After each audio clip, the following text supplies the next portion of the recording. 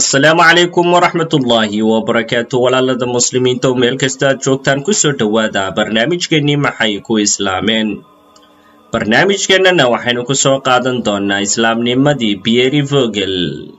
Pierre Vogel oo ku magac dheer Abu Xamsa Salaaxuddiin waa wadaad u dhashay dalka Jarmalka kana mid ah dadyowga ugu firfircoon ee ka howlgala dhanka dacwadda islaamka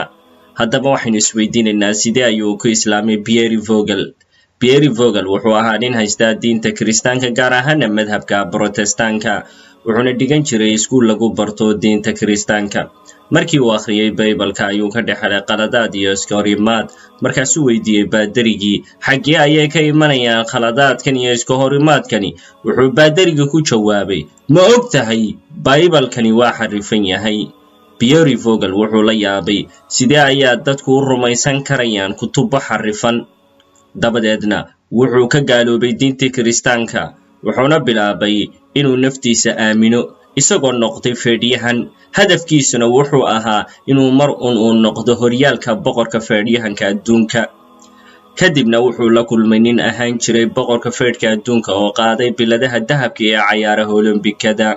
wuxuu la yaabay Pierre Vogel in ninkaasi ahaan jiray boqorka feedhka adduunka haddana ay dadkii iminka ilaaween oo uu ku dadaalayo sidii uu u samaysan lahaa sanam lagu xasuusto wuxuu kaloo uu arkay Pierre Vogel dadyow fara badan oo maalqabeena oo taajiriin xoolo badan haysta oo milyaneer ah haddana ku nool nolol cidhiidhiya weligoodna aan dareemin farxad iyo sacaado toona kadibna wuxuu bilaabay inuu baadho xaqiiqada isagoo iibsaday kutubo diimeed oo kala duwan hase ahaatee maalin ayuu la kulmay nin ka tirsan asxaabta siyaasiga ah ee dalka Jarmalka kolkaasuu weydiiyey xisbigiina hadafkiisu waa maxay ninkii ayaa wuxuu ku jawaabay hadafkaygu waa in aanu burburino diinta islaamka oon ka saarno dalka Jarmalka markaasuu weydiiyey Pierre Vogel maxaa burburinaysaan islaamka wuxuu ku jawaabay ninkii islaamku waa sidaas iyo sidaas iyo sidaas isagoo markaa bilaabay inuu caayo oo aflagaadeeyo oo dhaleecayo diinta islaamka Pierre Vogel wuxuu dhahay anigu waxaan ahaan jiray nin jecel inay dadku ay wada noolaadaan waanan isku dayay inaan difaaco diinta islaamka balse xujo iyo daliil aan ku difaaco maan garanahaynin subxaanallah Pierre Vogel wuxuuba halkaa ka sii qaaday dhiiranaan iyo faduuliyad u geysay inuu akhriyo kitaabka weyn ee qur-aanka kariimka iyo diinta islaamkaba Pierre Vogel wuxuu dhahay kolkii aan akhriyay kitaabka qur-aanka ayaan ka dhexelay jawaabihii su'aalaha aan raadinayay oo ay ka mid yihiin maxaana loo abuuray maxaa dhulka ay u joogaan khayrka iyo sharkuba su'aalahaas oo aanay cidi ka jawaabi karaynin diinta islaamka mooye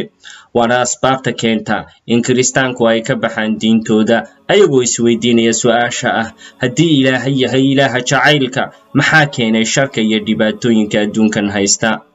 dabadeedna Pierre Vogel wuxuu isbarbardhig ku sameeyey kitaabka qur-aanka iyo Baybalka wuxuuna yaqiinsaday in diinta islaamku ay tahay diinta xaqa ah kadibna wuxuu go'aansaday inuu islaamo hase ahaatee waxa uu yimi shaydaankii oo ku dhahay iminka markaad akhriday qur-aankii waad qanacday in islaamku yahay diinta xaqa ah laakiin haddaad gasho islaamka oo aad ka ridowdo marka ilaahay wuu ku ciqaabayaa ee waqti baad haysataa iyo u kaadi sidaas ayuu shaydaankii ku akhriyey Pierre Vogel wuxuu bilaabay inuu tukado isagoo aan weli ku dhawaaqin shahaadada oo aan islaamin dabadeedna maalin maalmaha ka mida waxaa yimid dalka Jarmalka nin feedhyahan ahaa oo u dhashay dalka Mareykanka magaciisana la dhaho Khalid Johnson ninkanina wuxuu ahaa nin muslima haddaba ninkaasi maadaama uu ahaa nin muslima oo ku cusubnaa sidoo kale dalka Jarmalka wuxuu ka dalbaday saaxiibkiisii feedhyahanka ahaa Pierre Vogel inuu geeyo masaajidka salaada Jimce kadibna labadii nin ayaa isu soo raacay Pierre Vogel iyo Khalid Johnson oo waxa ay yimaadeen masaajidkii haddaba markii ay galeen masaajidka ayuu Pierre Vogel tukaday salaadii tahiyatul masjidka ahayd hadda waa isagoo aan weli islaamin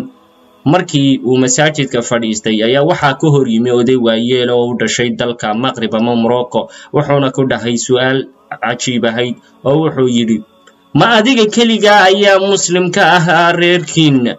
wuxuu dhahay Pierre Vogel anigu weli maan islaamin laakiin haddana waan tukanayaa dabadeedna ilaahay ayaa qalbigayga igu sugay oo waxaan odaygii ugu jawaabay haa aniga ayaa reerkayaga muslimka ah waxaanan qirayaa ilaah xaq lagu caabuday inaanu jirin allah mooyaane muxamedna uu yahay rasuulkiisii Pierre Vogel maanta waa daaci muslim ah oo ilaahay sababtiisa uu ku soo islaamiyey dad aad iyo aad u tiro badan ilaa iyo lagu naanaysay oo loogu magacaabay ninkii furtay dalka Jarmalka intaynu ku kulmi doona barnaamijkeena ka xigana waxaan idinkaga tegaynaa assalaamu calaykum wa raxmatullaahi wa barakaatuhu